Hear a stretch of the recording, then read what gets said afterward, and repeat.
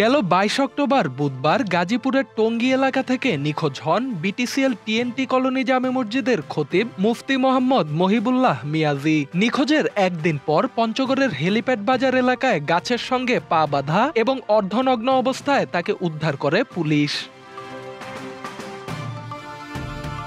উদ্ধারের পর নিজের অপহরণের বিষয়ে মুফতি মহিবুল্লাহ জানান, ওই দিন ফজরের নামাজের পর প্রতিদিনের মতো হাঁটতে বের হন তিনি। কিছু দূর গেলে হঠাৎ একটি অ্যাম্বুলেন্স তার সামনে এসে দাঁড়ায় এবং অপরিচিত ৫ জন লোক গাড়ি থেকে নেমে তার মুখে কাপড় চেপে ধরে জোর করে তুলে নিয়ে যায়।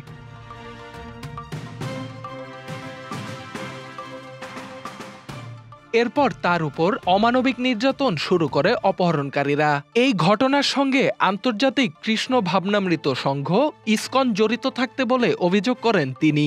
এ ঘটনায় টঙ্গী পূর্ব থানায় একটি অপহরণ মামলাও দায়ের করে মহিবুল্লাহর পরিবার। এতে উল্লেখ করা হয়, প্রায় ৫ মাস আগে জুম্মার নামাজের বয়ানে ইসকন বিরোধী কথা বলেছিলেন মহিবুল্লাহ। এরপর থেকেই ইসকনের বরাত দিয়ে একের পর এক উড়ো চিঠি দিয়ে হুমকি দেয়া হয় তাকে।